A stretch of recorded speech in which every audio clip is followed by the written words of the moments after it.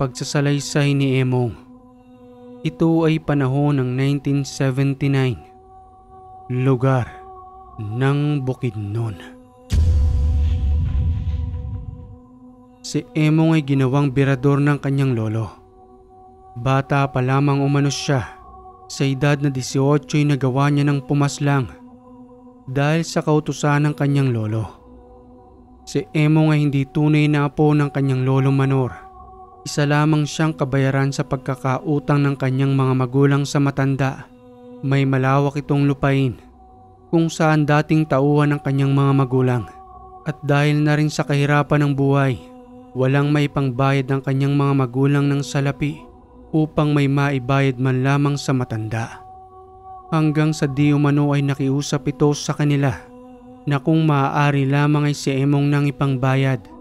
Sa kadahilan ng tumatanda na umano siya na walang ibang pagmamanahan ng kanyang lupain.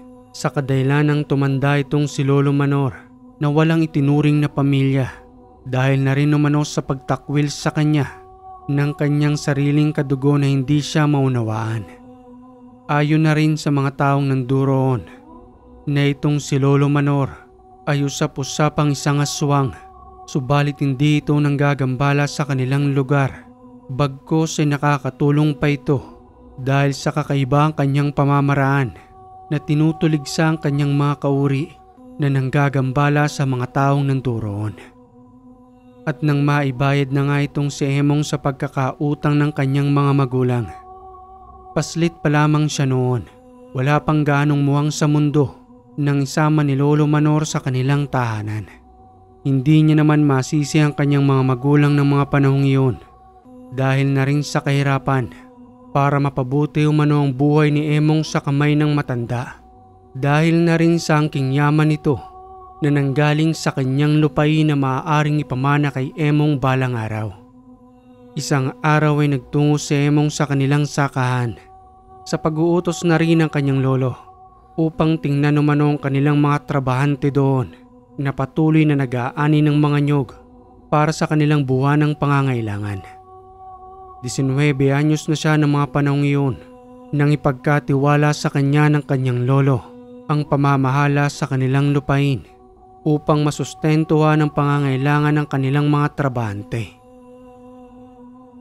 Mang Nicolas, kamusta na ho kayo rito? Marami-rami na rin hubang naaanin ninyo? Mga 6 na paragos na rin ang nakukuha namin. Nandoon sa kabila. Maaari mo namang tingnan ni Emong. At saka lumaki naman ang mga bunga ng nyog. Hindi katulad nung nakaraang taon na halos nalugi pa kayo. Tapos binayaran nyo pa rin kami ng sapat na salapi para sa aming pagtatrabaho. Dapat lang ho nabayaran kayo kasi pinagpaguran nyo ho yan. Isa pa, mayaman naman ho si Lolo eh. May kasabihan nga ho siya na para mas lalo raw akong umunlad sa buhay, kailangan ko raw hong tumulong sa mga taong nangangailangan katulad ho ninyo na may pamilyang binubuhay. Salamat sa inyong kabutihang maglolo. Kung hindi dahil sa inyo, hindi ko mapapag-aral ang mga anak ko. Dito na rin nga ako tumanda. Mang Nicolas naman, kami ho ang dapat na magpasalamat sa inyo. Dahil kung wala ho kayo rito, sino na ho mapagkakatiwala namin na magtatrabaho para sa amin? May katotohanan ng sinasabi mo, Emong. Dahil bali-balita doon sa kabilang lupain. Aba, ang mga tauhan na mismo ang nag-aani ng pananim. Tapos ibinebenta ng mga trabahante na para bang sariling lupa na nilang pinagtamnan. Walang mga utang na loob sa nagbigay ng trabaho sa kanila roon. Kaya nga hulubos ang pasasalamat namin sa inyong lahat. Dahil mapagkakatiwalaan kayo. Kaya kahit na malugi pa kami, okay lang. Ang mahalaga ay tama pa rin ang sinasahod ninyo. Sige Emong, at magbabalik na ako sa aking trabaho. Baka sabihin pa ng mga kasamahan ko'y sumisip-sip ako sa iyo dahil sa pagiging malapit natin. Sige o Mang Nicolas. Maya-maya pa'y bumalik na si Mang Nicolas sa kanyang trabaho. Samantalang si Emong naman ay nagtungo sa mga nyog kung saan ito mga nakalagay. Matutuwa nito si Lolo. Magaganda nga ang mga inani ngayon. Makakabawi na rin kahit papano. Sana nga'y magpatuloy pa ang ganito para naman hindi lang kami ang matuwa, pati na rin sila Mang Nicolas. Kamusta naman ang ating lupain, Emong? Maayos mo bang napapamahalaan ang mga tao roon? Para naman magpatuloy sila sa kanilang pagtatrabaho nang wala man lamang pag-aalinlangan o sama ng loob sa atin dahil yon ang mahalaga sa pakikisama. Kahit na nga ba may iba akong pagkatao, itinuturing ko ang aking sarili na katulad nila para mas makatulong tayo sa mga taong magsasaka na nangangamuhan sa ating lupain. Maayos naman po, Lo. Sa katunayan nga ho nagpapasalamat sa atin si Mang Nicolas dahil napag-aaral niya raw yung kanyang mga anak. Lalong-lalo na sa iyo, Lo. At kahit ako man labis na nagpapasalamat sa iyo dahil kinupkup mo ko't inaruga. Alam mo, Emong, kung tutusin na hindi ko nasisingilin ang iyong mga magulang noon dahil na rin sa awa ko sa kanila. Subalit nakita ko ang kanilang sitwasyon sa buhay. Talaga nga namang sobrang hirap. 8 kayong magkakapatid at poros maliliit pa noon. Papaano kayong pakakainin ng inyong mga magulang? Kaya nakiusap na lamang ako.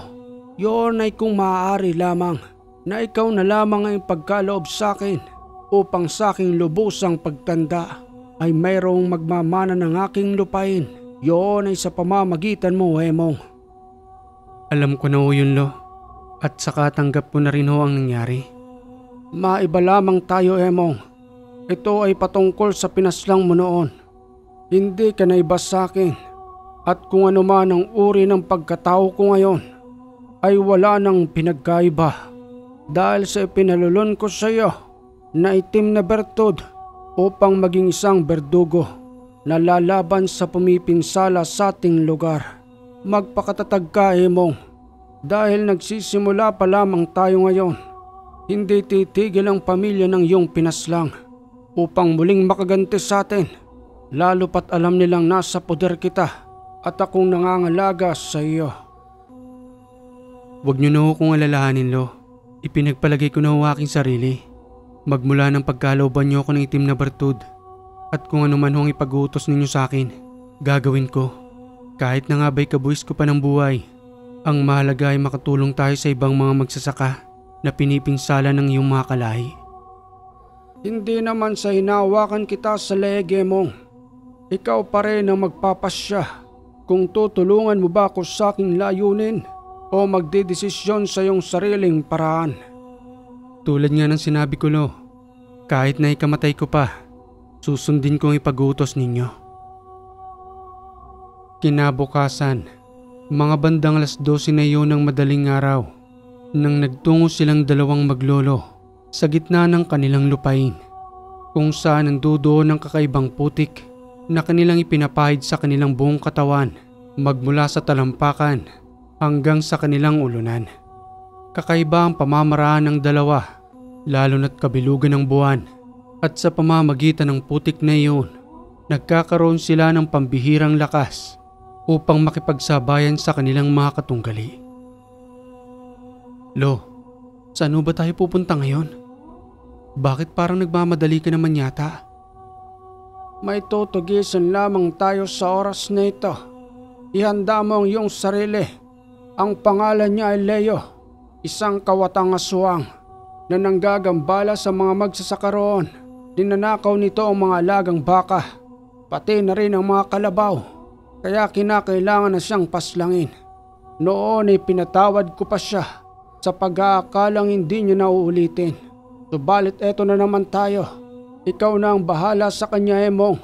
Panuunoorin ko kung paano mo siyang papaslangin hanggang sa unti-unting malagutan ng hininga. Kung gayon, ako na pong bahala sa kanya, Lo. Maya-maya pa nang makarating sila sa isang liblib na lugar, kung saan nandoon umano ang tahanan ng kawatang si Leo na ginagamit ang kanyang kakaibang kanyuan upang manlinlang ng mga tao at makuha nito ang kanyang pakay sa pagiging kawatan. Maliban pa sa panggagambala nito sa mga bata at buntis, kasabay ng pagkuha ng mga alagang hayop. Kaya doon nagalit si Lolo Manor sa maling mga pamamaraan ni Leo. At nang makarating na nga sila sa tahanan, wala ito roon, na malamang ay nasa ibang lugar pa o kaya naman ay nasa mga tahanan. para samantalahin ang kanyang panggagambala.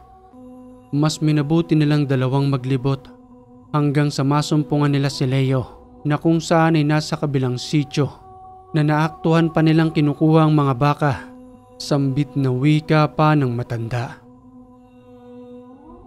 Leo, itigil mo na yung kalukuhan mong yan. Hindi na nakakatuwa ang pinagagagawa mo. Sumpain ka ni kamatayan. Sa pamamagitan ni Emong ay susunduin ka na patungo ng impyerno. Tugon pa ng kawatang si Leo sa matanda. Tandang Manor, wala naman tayong pinagkaiba. Pero bakit pinag-iinitan mo ko? Magkapareho lamang tayo ng uri. Kung ako sa iyo, umanib ka na lang sa akin at kunin natin ang mga alaga nilang hayop. Mas lalo kang yayaman at mas lalong lalaki ang lupa mo na iyong inaalagaan. Ay nako Leo, wala ka talagang kadala-dala. Tapos na ako sa aking nakaraan at ang lahat ng meron ako ngayon ay pinagsikapan ko at hindi ko ninakaw na kahit kanino man. Tandang Manor, kaya ka iniwan ng iyong pamilya dahil sa mali mong paniniwala. Huwag mong ibagay ang iyong sarili sa mga normal na tao. Dahil hindi ka tao, Mang Manor. Isa kang lahi ng mga aswang. May punto ka sa mga sinasabi mo, Leo. Subalit mas masaya na ako sa panahong ito. Magmula nang baguhin ko ang aking pananaw at muling manumbalik sa Panginoon upang pagbayaran ang mga nakaraan kong kasalanan. Binigyan na kita ng pagkakataon, Leo. Subalit matigas pa rin ang ulo mo. Wala na akong magagawa sa ngayon. Ikaw na ang bahala sa kanya, Emong. Panunuorin kita kung papaano mo siyang papaslangin. Animoy isang halimaw na hayop si Emong kung pumaslang. Kabaliktaran kapag siya'y normal na tao. Lalo pat kapag pinag-uutos ng kanyang lolo na paslangin, ay madali niya naman iyong isinasagawa. Maawa ka sa akin, Emong. Magbabago na ako. Bigyan mo pa ako ng isang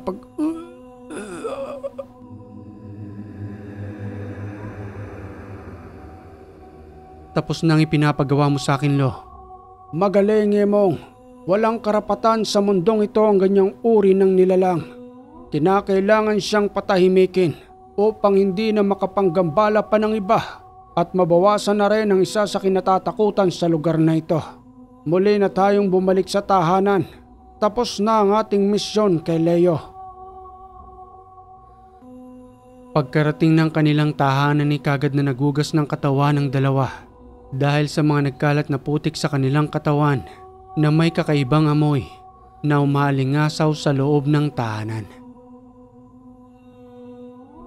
Kinabukasan na umaga'y maagang nagtungo si Emong sa bukid upang tingnan ang kalagayan ng kanilang mga magsasaka na patuloy na nangangamuhan sa kanilang lupain. At nang makarating na nga siya roon, bahagya niyang hinawakan ng mga buko ng niyog hanggang sa mapansin siya ng kanyang kababatang si Freddy na nagtatrabaho rin sa kanilang lupain. Emong, bakit ganyan ang mga daliri mo? Para bang may mga dugo pa rin sa may kuko. Tingnan mo nga oh, namumula pa yung bawat singit ng kuko mo. Ano bang nangyari sa'yo? Hindi alintana ni Emong na may dugo pa ang kanyang mga daliri. Dahil na rin sa kanyang pagmamadali kagabi na hindi naman nahugasan ng maayos ang kanyang mga kamay at nanatili pa ang mga dugo sa kanyang kuko na kung saan ay si Freddy pa ang nakapansin. Tugon pang wika ni Emong kay Freddy. Pasensya na. Marami pa pala ang kamay ko. Nagkatay kasi kami ng manok ni Lolo eh. Pumalag ang manok na yon, kaya yan nagkalat sa kamay ko ang dugo. Hindi ko naman napansin na may nanuyo pa palang dugo sa kamay ko.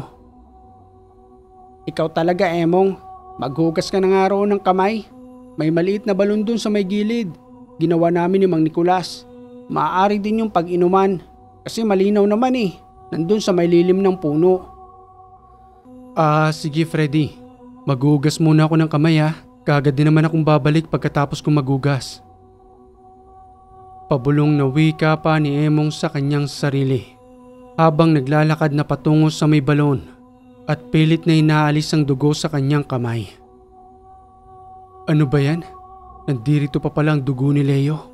Sa pagmamadali ko tuloy kagabi, akala ko na wala nang lahat ng dugo sa kamay ko. Mayroon pa pala. Makalipas ang ilang minuto, muli na ngang bumalik si Emong. Tumulong sa pagsasampa ng mga nyug sa paragos upang maidala sa kabilang banda kung saan isinasagawa ang pagbibiyak at pagtutuyo na rin ng kanilang mga hinaning kopra. Oy Leo, nandirito ka pala. Bibihira nang magtungo rito ang lolo Manor mo. Mukhang nadadalas na lamang siya roon sa tahanan ninyo. Ano ba ang kanyang pinagkakaabalahan? Magandang araw ho, Mang Nicolas. Alam nyo naman ho na tumatanda na rin si Lolo. Kaya ako na lamang madalas niyang pinapapunta rito. Naunawaan ko naman ho, para naman kahit papano makapagpahinga ang matanda. At ako naman ang bahala sa pamamahala rito. Mabuti na lamang kung gayon. Subalit walang may tatago sa akin ng lolo mo. Kilala ko siya mula ulo hanggang paa. Kaya kung ano man ang sinasabi mo sa akin ngayon, ay hindi ako naniniwala, Emong. Sa tingin ko ay meron siyang pinaplano. Kaya madalas siyang nananatili ngayon sa inyong tahanan para pagandaan ang kanyang sarili at ikondisyon ang kanyang katawan. Ano pong ibig sabihin ninyong kilala ninyo si Lolo mula ulo hanggang paa? Bata ka pa talaga, Emong. Noon pa man ay magkasama na kami ng iyong lolo. Kaya nga nagtagal ako sa kanyang lupain ngayon. At dito na ako nagpakatanda. Ibobulong ko sa iyo ang tunay niyang pagkatao para naman masabi mo sa akin hindi ako nagsisinungaling.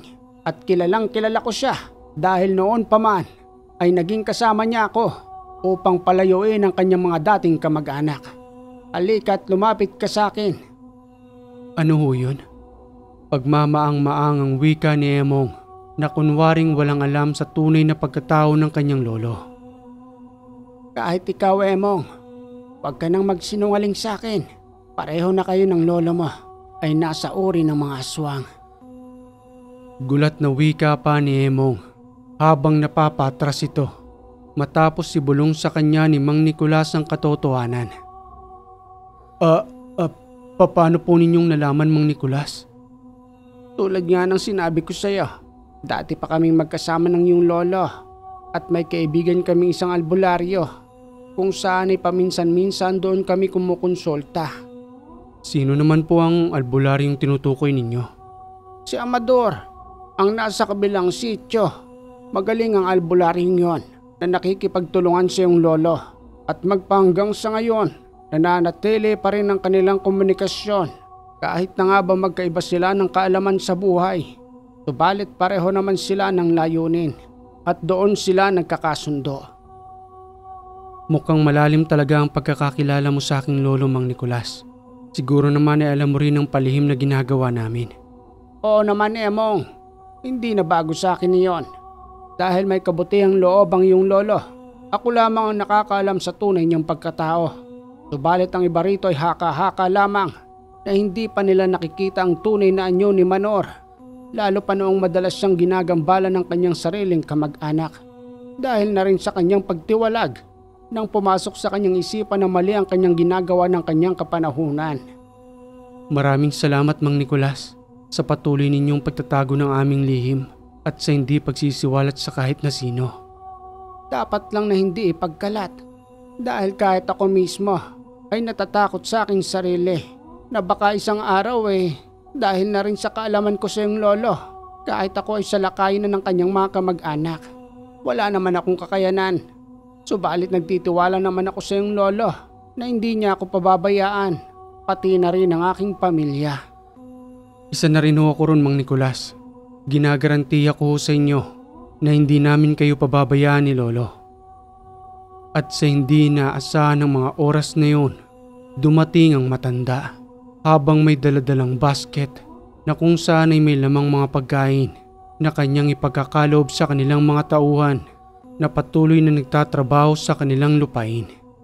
Napansin ni Emong ang pagyuko ng ulo ni Mang Nicolas nang muli niyang masulyapan si Lolo Manor. Sabay bati nito sa matanda na nagwiwika ng, Magandang araw po sa inyo, Mang Manor. Ipagpatawad niyo po ang pakikipag-usap ko kay Emong. Wala lang po akong makakwentuhan. Kaya sinamantala ko ng pagkakataon habang nagpapalipas ho ng oras. Tugong wika naman ni Lolo Manor habang nakangiti kay Mang Nicolas. Wala namang problema yon sa akin, Nicolas. Ikaw ang isa sa aking pinagkakatiwalaang tao rito. Heto at hawakan mong basket. Isa-isa mong ipagkalobang nilalaman nito sa iyong mga kasamahang magsasaka. Marami hong salamat dito. Napakarami naman huyata nito. Iba't ibang uri ng prutas. Pati na rin ang mansanas na aking paborito. Dagling kinuha ni Mang Nicolas ang basket. Saka nagtungo sa kanyang mga kasamahang magsasaka at isa-isang pinagkalooban ng mga prutas. At nang makalayo-layo na nga ito, kinausap ni Emong ang kanyang lolo patungkol sa kaalaman ni Mang Nicolas sa kanilang tunay na pagkatao. Bakit umakyat kayo rito sa bukid? Akala ko ba mananatili muna kayo sa tahanan at ipapaubayan na ninyo sa akin ang pamamahala rito? Binibisita ko lang ang sitwasyon ng ating mga tauhan at tinaalam ko na rin na baka sakaling meron ng nagmamatsyag na nanggaling pa sa aking lahi. Alam mo naman siguro, Emong, na hindi na sila maaaring yumapak rito sa lupa ko dahil kung masaksihan ko man sila at makita ang kanilang mga bakas, dito ko na rin sila ililibing. Hanggat nandito ako, Lo, at pinagkakatiwalaan ninyo, wala akong ibang makakapasok rito maliban sa ating mga tauhan. Siya nga ho pala, hindi nyo naman ho nabanggit sa akin na ito palang si Mang Nicolas ay alam ang tunay nating pagkatao. Kahit naman hindi ko sabihin sa iyo, mapagkakatiwalaan naman ang taong yan. Alam niya sa kanyang sarili kung saan siya lulugar at kung papaano niyang pangangalagaan ang ating lihim. Halika at samahan mo ko. Magtutungo tayo roon sa putik kung saan tayo nagpapalitan nyo. Katanghaliang tapat ng mga oras na yon, nang madali silang nagtungong dalawa kung saan nandudoon ang sinasabing putik. Subalit nang makarating na sila roon, may nasipat silang 5 tao, 2 babae at 3 lalaki. At nang maramdaman na nga silang papalapit, madali yung nagsipagtayuan na nagkublay sa mga punong nanduroon. Ngunit hindi sila nakaligtas sa mga mata ng matanda habang nagsasalita ng, "Ito na nga ang sinasabi ko, Emong. Hindi lahat ay masusubaybayan mo. Magsipaglabasan na kayo riyan. Bakit muli kayong nagbabalik sa aking lupa at dito pa sa sagradong putik na aming pinangangalagaan?" Maya-maya pa, lumabas ang isang babaeng may maamong muka at tinawag ito ni Lolo sa pangalang Katura. Kilalang kilala niya ang babaeng iyon na isa sa kanyang pamangkin. "Magsalita ka, Katura. Kung ayaw mong ilibing ko kayo rito sa sarili kong lupa, itinakwil na ako ng inyong mga magulang na aking mga kapatid dahil sa hindi ko pagsangayon sa kanilang gawain. Magpaliwanag ka kung bakit kayo muling napadpad rito." Pasensya na po kayo, Tiyo Manor. Mas ginusto lang po namin na magtungo rito dahil sa natutuyo na ang putik roon sa aming tahanan. At dahil po doon, unti-unti rin kaming nanghihina. At para naman po manumbalik ang aming lakas, naglakas loob na po kami na magtungo rito. Kahit na nga po may araw pa, dahil alam po namin na maaari nyo kaming matsyempohan sa gabi. Umalis na kayo rito dahil para sa akin isagrado ang putik na yan. Wag na kayong muling babalik kung ayaw ninyong mailibing sa sarili kong lupain. Isa-isa na iyong nagsipagalisan na ang lahat ay halos pamangkin ni Lolo Manor. Dahil na rin sa lalim ng kuryosidad ni Emong, itinanong niya yon kay Lolo Manor kung sino ang 2 kababaihan, pati na rin ang 3 lalaki na halos hindi nagkakalayo ang kanilang mga edad. Wag po sana kayong magagalit, Lo. Mukhang mababait naman ho yata sila at wala namang masamang layunin sa pagpunta rito. Narinig kong tinawag niya kayong tiyo, pero bakit ang babata pa nila na halos kaedad ko lang kung tutusin? Sila ang mga bunsong anak ng aking mga kapatid. Ako ang pinakapanganay sa amin. Subalit sila mismo ang lumayo sa akin at kinalaban pa ako ng kanilang mga magulang. Wala na akong magagawa roon. Hanggat maaari kong maiwasang paslangin ang aking mga pamangkin ay gagawin ko sa kadahilanang wala silang kinalaman sa alitan naming mga magkakapatid. Subalit kung susuway sila at aayon sa kagustuhan ng kanilang mga magulang, hindi ako magdadalawang isip na paslangin ang aking mga pamangkin. Nawa ay patnubayan ako na maiwas balang araw na kahit sila mismo ay makasagupa ko na rin.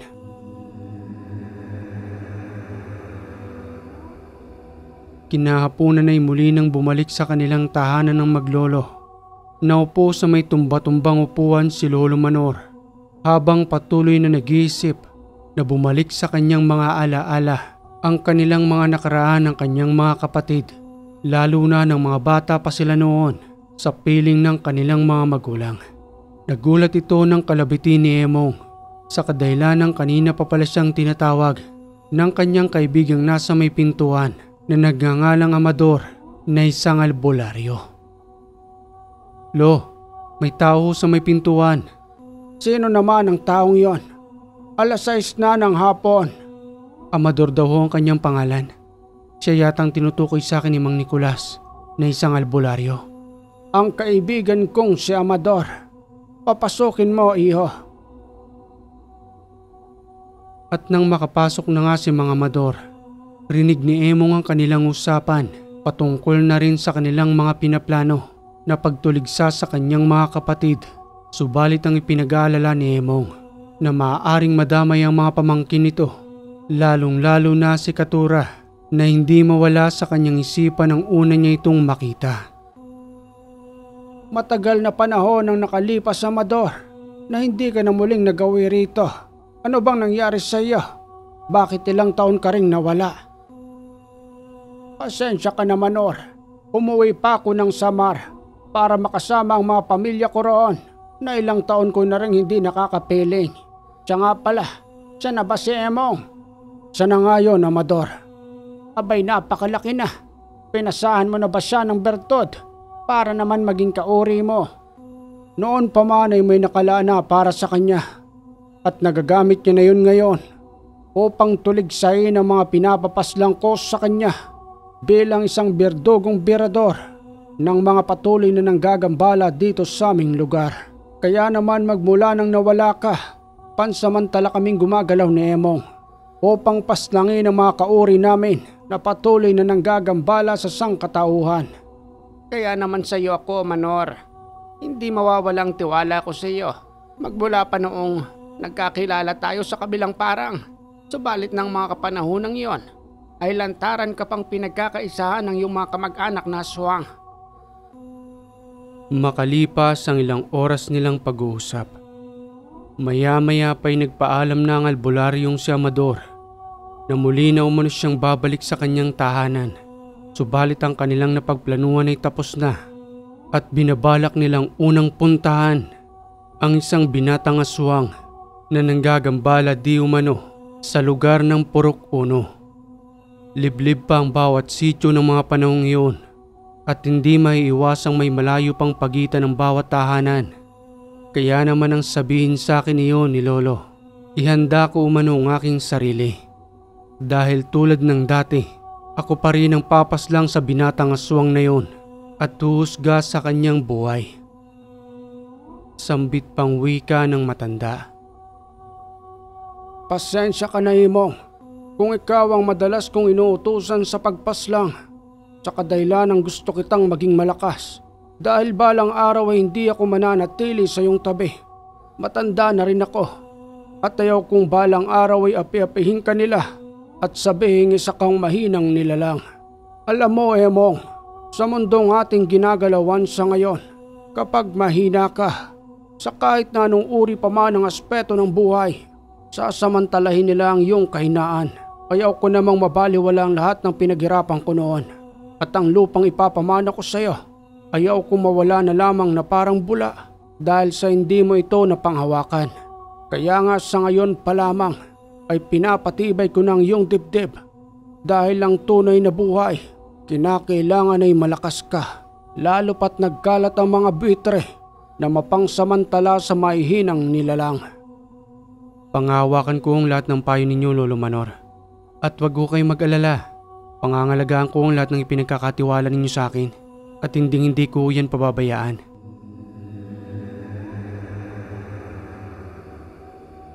Makalipas ang ilang araw, dumating na nga ang oras na kanilang inihintay na nakaayon ito sa kanilang pinaplano.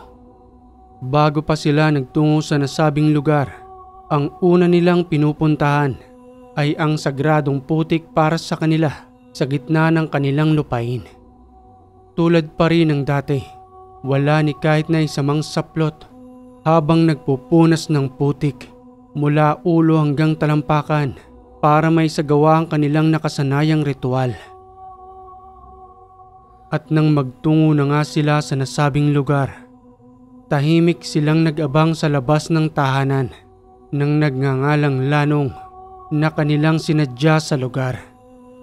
Bandang 2:00 na ng madaling araw nang masipat nila yun na pumasok sa bintana ng kanyang tahanang barong-barong na gawa lamang ang bubong sa kugon at ang dingding naman ito ay pinagtagpi-tagping sa wali.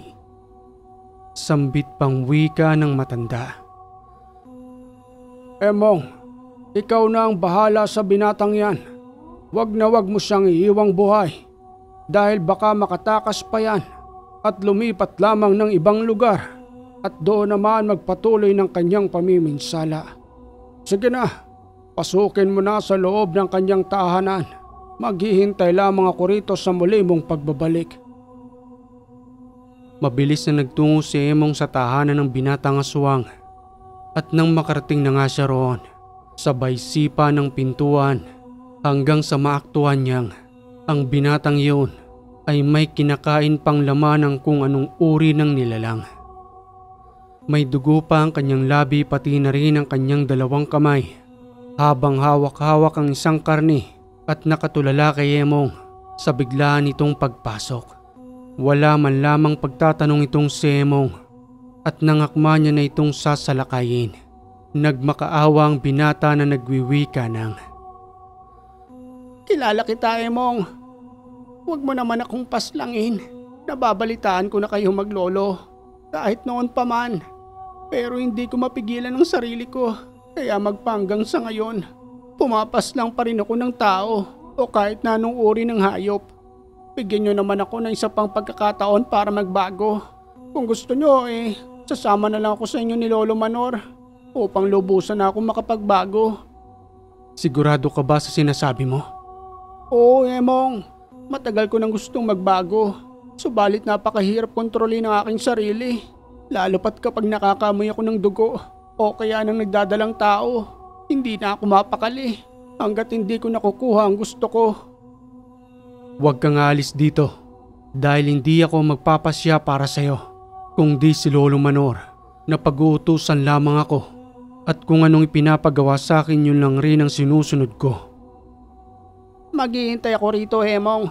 Hindi ako alis. Nasaan ba si Lolo Manor?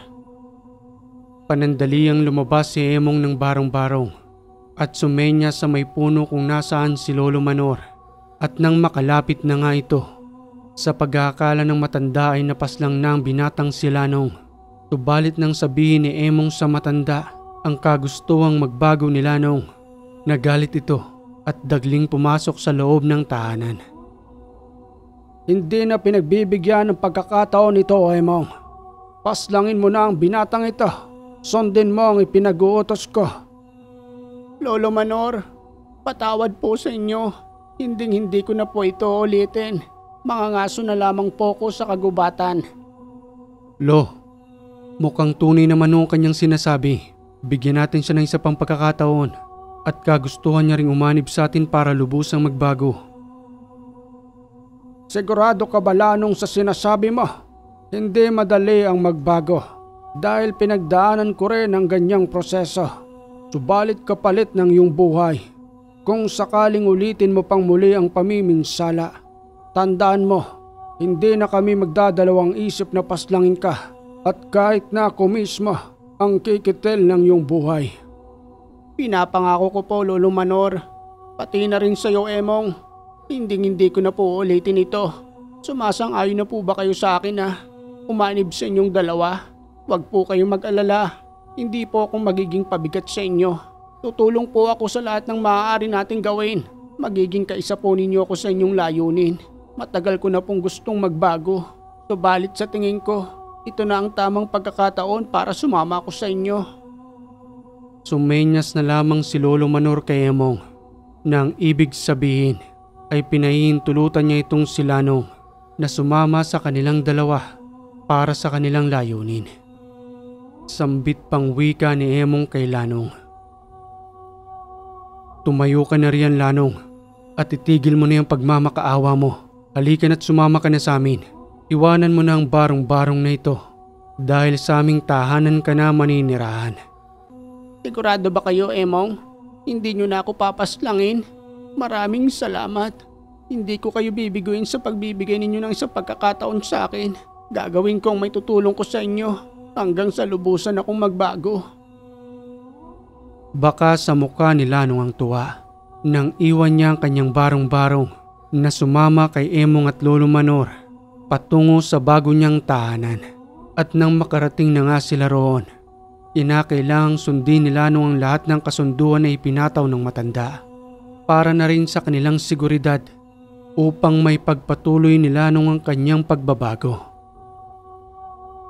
Maraming salamat sa inyong pagtanggap sa akin dito. Wala na rin akong sariling pamilya.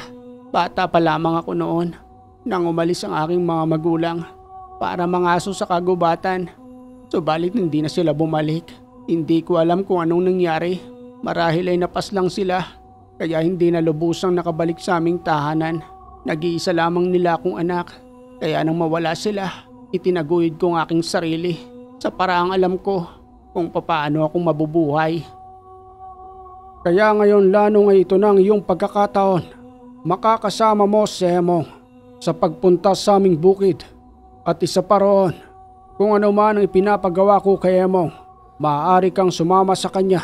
Subalit kung hindi mo kaya, sabihin mo lang sa amin upang maunawaan namin ang iyong dahilan. Masusunod po, Lolo Manor. Naunawaan ko po ang sinasabi ninyo. Hindi ko po kayo bibiguin sa pagbibigay ninyo sa akin ng pagkakataon. At kung maaari lang po sana, ay ituring nyo na rin po ako nakabilang sa inyong pamilya. Walang problema yon, Lanong. At yun naman ang nais namin. Ituring mo kong iyong lolo. At ito namang si Emong ay ituring mong iyong sariling kadugo.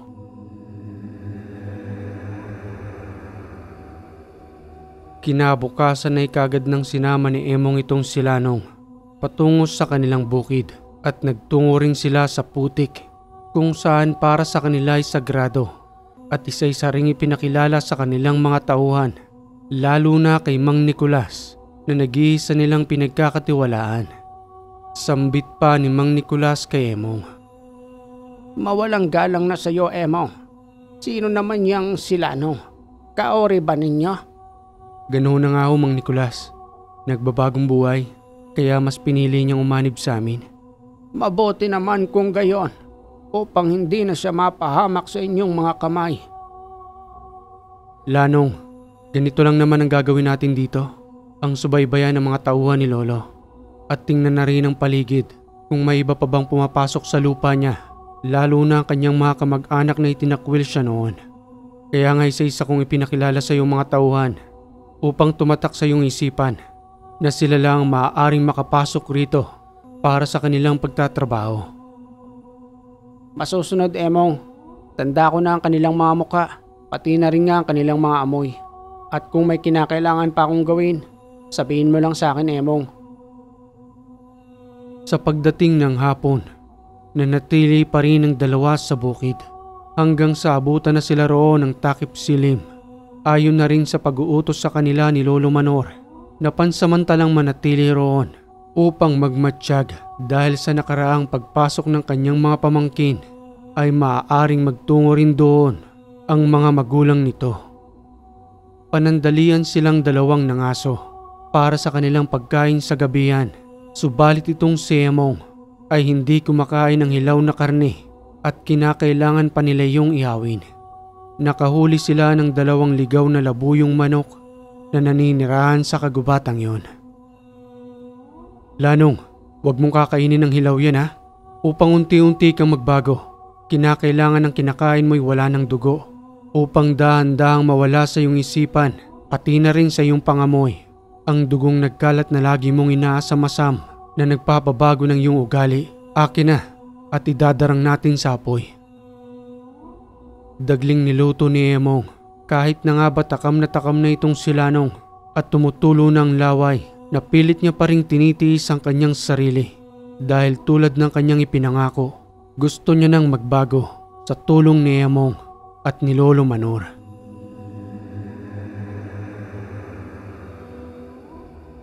At nang maluto na nga ni Emong ang karne ng manok, kaagad din nila yung nilantakan at nang matapos na nga silang kumain, mga bandang 9:00 medyo na ng gabi nang muli silang magtungo sa putik upang tingnan kung may ibang abang nanduroon. Hanggang sa may marinig silang mga boses, kumpirmado may ibang nilalang ang nanduroon habang nagpupunas ng putik sa kanilang katawan na nakatingin sa nagliliwanag na kabilugan ng buwan. Emong, sino ba yung mga yan? Mahigpit na pinagbabawal ni Lolo Manor, di ba? Napakialaman ng mga putik na yan, tama ba? Sagrado para sa kanya yan at ang pinahihintulutan lamang niya ako. Matitigas talagang ulo nila. Sa ngayon ay wag muna natin silang pakialaman. Sabihin na lamang natin kay Lolo kung ano ba ang kanyang pagpapasya patungkol sa kanyang mga kamag-anak na yan. Kamag-anak? Sila pala ang mga kamag-anak ni Lolo Manor? Pero bakit pumapasok pa rin sila rito? Sa kabila ng ginawa nila noon kay Lolo Manor, nakukuha pa rin nilang gamitin ang sagradong putik na pag-aari ng matanda. Ganoon na nga, Lanong. Alam kong nararamdaman niya yun, lalo pat kabilugan ng buwan. Kaya nga pinag-utos niyang manatili tayo rito upang patuloy na magmatsyag sa mga yan.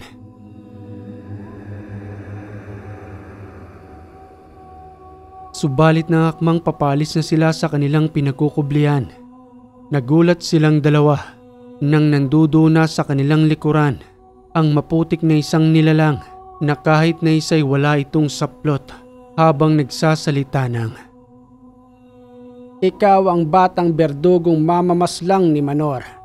Bakit ninyo kami pinagmamasdan? At anong ginagawa nyo rito? Emong ako nang baala rito. Papaslangin kong nilalang na yan. Ako nang bahala sa kanya, Lanong. Wala pang pag-uutos si Lolo Manor. Subalit kung may gagawin siyang hindi karapat-dapat, maaari natin siyang paslangin, lalo pat nandirito siya sa lupa ni Lolo. Mang Emil, mukhang hindi naman yata tama ang pagtatanong mo. Kami ang dapat na magtanong sa'yo kung bakit nandirito kayo ngayon sa lupa ni Lolo. Kung tutusin, kaya kitang paslangin ngayon, subalit ayaw kong pangunahan si Lolo. Kaya mag-iingat ka sa mga galaw mo. Dahil kung hindi mo kami pararaanin, mapipilitan akong ibaon ka sa lupang ito ng aking lolo. Lupa ng aking lolo? Nakakatawa ka namang bata ka. Isa ka lamang ampon na niyanggaw ng aking kapatid. Isa kang mahinang nilalang. Hindi ka purong tulad namin na ipinanganak na nasa lahi na ng mga aswang. Huwag mo kong subukan, Mang Emil, dahil ang kakayanan ko ay hindi lang nanggaling kay Lolo. Pinagkalooban din ako ng basbas ng isang albularyo. Kaya mag-iingat ka sa mga pananalita mo dahil kaya ko kayong lahat na lipulin. Matalas na rin ang dila mong bata ka. 4 kaming magkakapatid nila Manor, kaya namin siya itinakwil dahil sa pananalitang tulad ng sayo at hindi niya na ginagawa ang mga ginagawa namin. Tumaliwas siya sa aming kagustuhan. At kahit na panganay pa siya, hindi namin siya susundin. Dapat kami pa rin ang masunod. Dahil 3 kami kesa sa kanya na dapat niyang sundin. Kung yan ang inyong kagustuhan, wala namang pakialam si Lolo kung anong gusto ninyong gawin. At ang ayaw lamang niya ay magawi kayo sa sarili niyang lupa. Tumabi ka sa aming daraanan dahil kung hindi, papaslangin kita ngayon din. Nakaramdam ng takot ang ikalawang kapatid ni Lolo Manor na si Mang Emil. Dagli itong umiwas sa daraanan ni Emong at sumunod na rin itong si Lanong na bahagyang nag-aangil sa galit. Maya-maya pa makalipas ang ilang oras. Nang makarating na nga sila sa tahanan ng matanda, kaagad nang isinalaysay ni Emong ang mga nangyari. Napahampas na lamang ng kamay sa may mesa ang matanda na animoy ng gagalaiti sa galit dahil parabang sa pamamagitan ng pagpasok sa sarili niyang lupa, animoy hinahamon pa siya ng mga ito na parabang walang takot sa kanya sa kabila ng ginawa sa kanya ng mga ito noon. Kaya nagdesisyon si Lolo Manor na isa-isahing lipulin ang mga ito. Emong, pati na rin ikaw, Lanong. Puntahan ninyo bukas ang albularyong matandang si Amador. Siguro ay kinakailangan na nating pasukin ang kanilang kuta upang matigil na ang pangmamaliit nila sa akin. Ilang taon na rin akong nagtimpi para sa kanila dahil kahit papano itinuturing ko pa rin silang kapatid. Subalit sa pinapakita nila sa akin ngayon, para bang sinasabi nilang wala akong kwenta at kayang-kaya lamang nilang pasukin ang sarili kong pagmamayari. Kinabukasan nga ay nagtungo ang dalawa sa tahanan ng matandang albularyo. At sa kanilang pagdating nga roon, dinatnan nila itong gumagawa ng isang ritual para sa kanyang patuloy na pagdarasal sa tuwing umaga at gabi na kinasanayan na ng matandang albularyo. Naghintay pa sila ng ilang oras hanggang sa matapos iyon, subalit itong si Lanong ay hindi makapasok sa loob ng tahanan ng matanda dahil na rin sa dami ng kanyang mga dasal at mga pangontra na ibinao ng matanda sa paligid ng kanyang tahanan. Maya-maya pa nang matapos ng ritual na ginagawa ng matandang albularyo, wika pa nito kay Emong. Oy Emong, bakit napasugod ka sa bahay ko ngayon? Ano bang ipinag-uutos sa iyo ng iyong lolo? Ipinapasundo niya ho kayo sa amin dahil sa hindi na ho siya makapaghintay. Patungkol ho ito sa kanyang mga kapatid na sarili lamang ang iniisip. Ganoon ba, Emong? Sige, walang problema sa akin yon. Sino naman yung nasa labas ng bahay?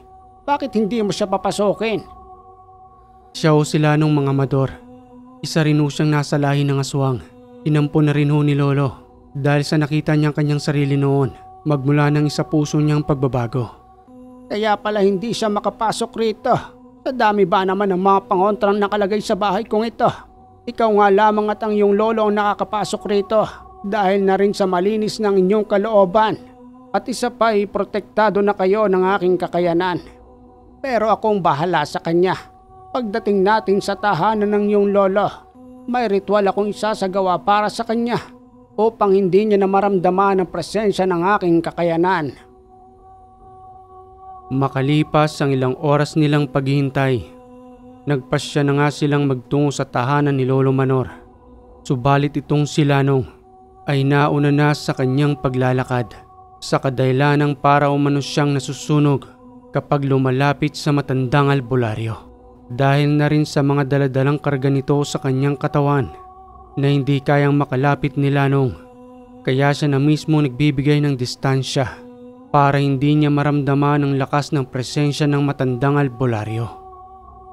Sambit pang wika ng matandang albularyo kay Lanong. Lanong, huwag kang matakot sa akin. Isa akong kaibigan. Hindi naman kita aanuhin. At saka iisa na tayo ng layunin ngayon. Tulad ni Emong at Manor. Tugon pa ni Lanong na hindi lumilingon sa likuran habang patuloy na naglalakad. Hindi naman po ako natatakot sa iyo.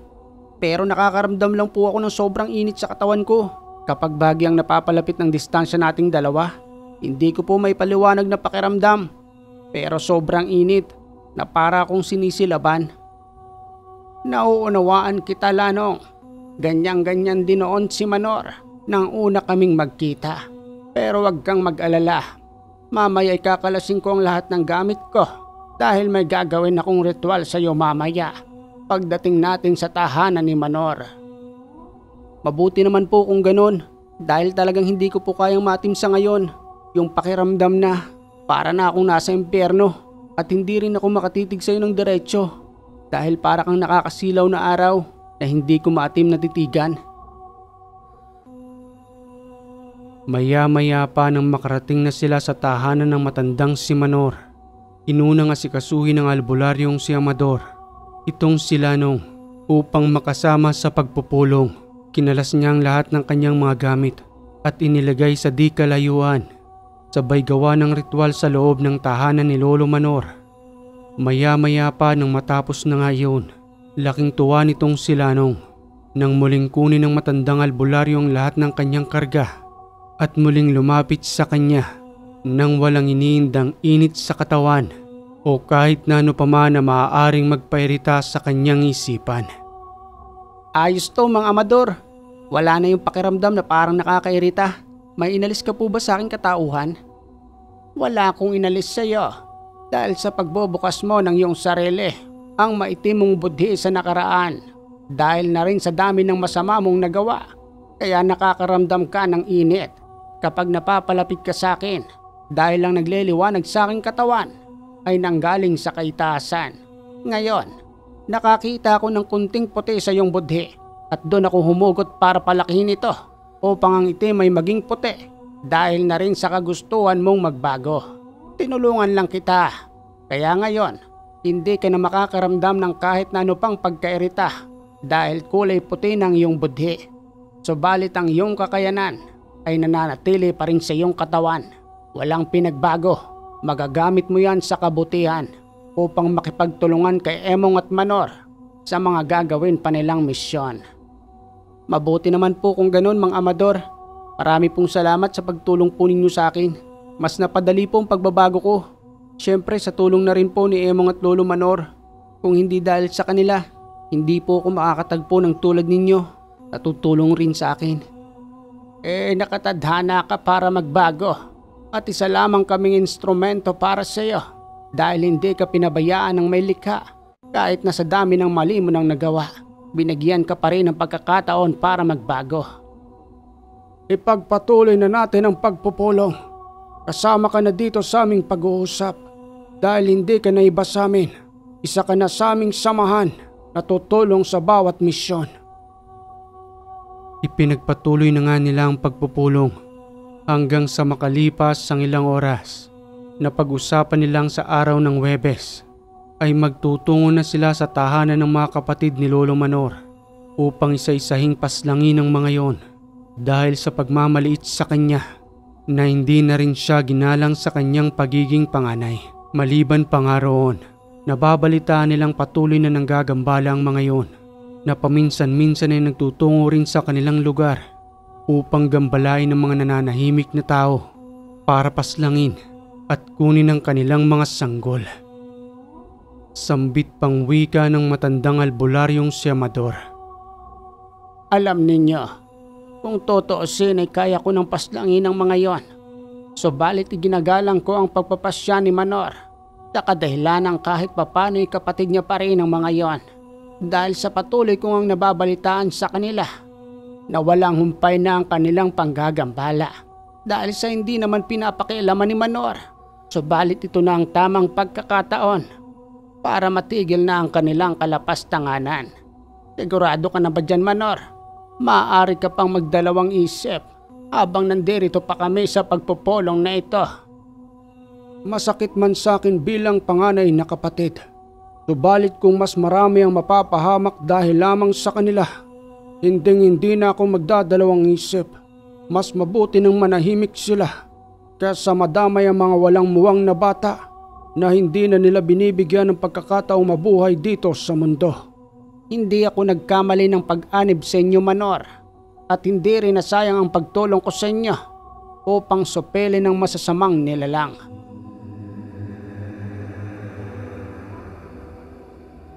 Inabot na ng gabi sa kanilang tahanan si Amador at bago pa man ito magpaalam kay Lolo Manor, nagbigay ito ng mutya kay Emong na nanggaling pa umano iyon sa diwata. Pakaingatan niya umano at dalahin sa lahat ng kanyang laban hanggang sa maya-maya pa'y nagpaalam na nga ito.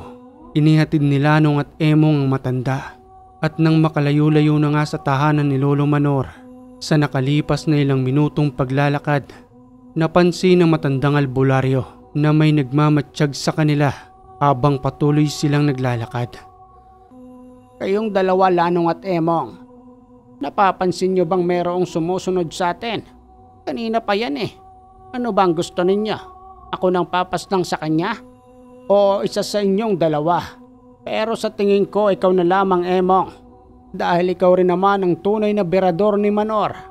Ikaw na ang bahala sa sumusunod sa atin. Maghihintay kami sa iyo rito. At papanoorin ka na lamang namin kung papaano mo siyang papaslangin. Ikaw naman, Lanong. Tingnan mo kung papaanong gumalaw itong si Emong. Makikita mo kung gaano siyang kagaling na berador na pinagkalooban namin ng kakayanan ni Manor para maging ganyan siya kalakas na hindi pangkaraniwang uri ng nilalang kahit pa nanggaling lamang siya sa Yanggaw. Dito natin mapapatunayan na kahit wala sa dugo mo ang pagiging aswang, maaaring mas malampasan mo pa ang kanilang lakas. Depende lamang yan kung paano kang natuto sa pakikipaglaban. Makapal ang kabal niyang si Emong. Kahit patigpasin siya ng pinakamatalim na kampilan ay hindi siya tatalaban. Wala man ang putik na kinakailangan ni Emong para magbagong anyo. Subalit ang ilang porsyento ng kanyang lakas ay nandoon pa rin na maaaring gumapi sa kanyang katunggali. Hanggang sa mapag-alaman niyang ang sumusunod pala sa kanila ay isa sa lalaking pamangkin ni Lolo Manor. Sambit pang wika rito ni Emong sa pagbibigay ng pagkakataon na huwag nang magmatsyag sa kanilang patutunguhan. Namumukhaan kita, isa ka sa kasama ni Katura na nagtungo roon sa sagradong putik. Isa ka rin ba sa pamangkin ni Lolo Manor? Tama ka, isa nga ako sa kanyang pamangkin. Bakit nandirito ka ngayon? At bakit mo kami sinusundan? Ano ang pinaplano ninyo sa amin? Bakit kasama ninyo ang matandang albularyong yan? Kung ako sa'yo, umalis ka na. Dahil hindi pa ito ang tamang pagkakataon para magharap tayo. Huwag ninyong pakikialaman ang aming mga magulang. Pati na rin ang aming mga ginagawa. Labas na kayo roon. Kung ayaw ninyong madamay, huwag na huwag kayong makikialam sa mga ginagawa namin. Ano? Madamay? Nagpapatawa ka yata. Matagal nyo nang dinamay si Lolo Manor at niyapak-yapakan ng kanyang uri. Palibasa hindi niya kayo pinapatulan. Naghahari-harian pa kayo rito. Hanggang sa hindi nila inaasahan na ang hinihintay nilang pagkakataon na kanilang pagsugod sa kuta ng tahanan ng mga kapatid ni Lolo Manor ay hindi na mangyayari ng mga oras na yon dahil sila na mismong lumapit sa kanila sa liblib na lugar ng daanan. Maya-maya pa'y naramdaman na ni Emong ang matinding tensyon at unti-unti nilang napapansin ang presensya ng ibang mga kasamahan nito na nagkubli lamang pala sa di kalayuan. Hanggang sa ilang minuto pang nakalipas, dumating si Lolo Manor na kargado na ng sagradong putik sa kanyang katawan na dahan-dahang lumapit kay Emong habang nagsasalita ng, "Sa aking mga pamangkin, kung ayaw ninyong madamay sa digmaang ito, lumayo na kayo upang ni isa ay walang mapahamak sa inyo. Subalit kung magmamatigas kayo, maaari kayong madamay. Buo na ang aking pagpapasya na hindi na aabot ang araw ng aming paghihintay. Ito na ang tamang pagkakataon upang magtunggali tayo mga kapatid at ipakita natin kung sino ang tunay na malakas." Tugong wika pa ni Emil, isa sa kapatid ni Lolo Manor. "Walang aalis dito. Ibubuhis natin ang buhay natin. Mapaslang lamang natin niyang si Manor. Yaan ang ayaw ko sa inyo mga kapatid. Ang pagiging makasarili ninyo. Idadamay pa ninyo ang inyong mga anak. Para lamang sa kagustuhang mapaslang ako. Itigil na ninyo ang kahibangan ninyong yan. Lahat kami ay galit sa iyo. Magmula nang nagbago ka at ni hindi na pumapaslang ng kahit na sino mang tao. Alalahanin mo, Manor, hindi ka normal. Isa kang tulad namin. Isa nga lang ang kaluluwa na walang awang pumapaslang ng walang kalaban-laban. Noon yon, subalit ang lahat ay maaari pang magbago. Yun ay kung makakatuklas ka ng kaliwanagan. Subalit sa katulad ninyong patuloy ang pagitim ng budhi, wala nang kapag-pag-asa na kinakailangan ng ihatid sa impyerno. Emong, ikaw na ang bahala sa kanilang mga supling. Total ay naninindigan pa rin sila at sumusunod sa baluktot na paniniwala ng kanilang mga magulang. Kasama natin silang lilipulin at ako nang bahalang makipagtuos sa aking mga kapatid. Kayong dalawa naman riyan, Lanong at Amador, nagbago na ang aking isipan. Huwag na kayong makialam sa digmaang ito dahil ito ay laban namin. Panoorin na lamang ninyo ang aming gagawin sa lapastangan ng aking sariling kadugo.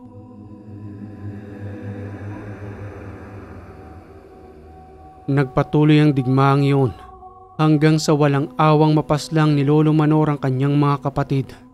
Gayon din naman itong si Emong na pinaslang ang masasamang supling hanggang sa ang natira lamang ay si Katura. Pasigaw na wika pa ni Lolo Manor. Ano pang ginagawa mo, Emong? Paslangin mo na yang si Katura. Bakit nagdadalawang isip ka pa? Tugon pang wika ni Emong sa matanda. Hindi ko po kaya, Lolo Manor. Nagmamakaawa ho siya sa akin dahil sa kagustuhan niya rin hong magbago. Bigyan natin siya ng isa pang pagkakataon. Pagkakataon? Papaano kung siya ang pumaslang sa atin balang araw? Pinalaki siya ng maiitim ang budhi. Kaya malamang darating ang panahon na siya rin ang lilipol sa atin para maipaghiganti ang kanyang mga magulang. Ilagay ho ninyo ang inyong sarili sa kanya nang simula nang magkaroon ka ng pagbabago. Wala ho yung pinagkaiba, kaya bigyan natin siya ng isa pang pagkakataon. Igagarantiya ko ang buhay ko na kung sakali man na gumawa siya ng masama, ako na mismong aalis sa inyong poder at isasama ko siya upang ako na mismong lubusang magbago ng kanyang pananaw. Walang nagawa si Lolo Manor kung di sumunod sa kagustuhan ni Emong. At nang matapos na nga ang digmaang iyon, patuloy nang nanahimik ang kanilang lugar. Samantalang itong si Emong at Katara, nang dumating na ang panahon ng pagpanaw ni Lolo Manor, dahil na rin sa kanyang katandaan, ipinamana sa kanilang dalawang lupa. At silang dalawa na rin ang nagkatuluyan at nagpatuloy sa pangangasiwa ng lupain ng matanda. Kinalimutan na nilang lahat ang masalimuot na nangyari, habang ito namang si Lanong ay pinamunuan ng pamamalakad sa lupain ng dalawang mag-asawa na animoy isang normal na tao lamang. Namuhay sila roon ng tahimik na patuloy na itinatago ni Emong ang kanyang nakaraan sa pagiging birador ni Lolo. Okay mga kahiwaga, ang ganda ng kwento ni Emong. Kinuha siya para ampunin, yun nga lang para gawing birador ng matanda. Pero ang kapalit naman nun ay magandang buhay. Nagmana siya ng malaking lupain at nakasama pa niya sa bagong buhay si Katara. Salamat po sa nagpadala ng kwentong ito na itinago natin sa pangalang Emong. At kung nagustuhan niyo ang kwentong ito mga kaiwaga, palambing naman po ng like and share. At kung hindi ka pa nakaka-subscribe, click mo na yung subscribe button dyan, pati na rin yung bell para updated ka sa ating mga bagong kwento. Muli mga kaiwaga, maraming salamat sa lagi ninyong pagantabay dito sa Ang Hiwaga.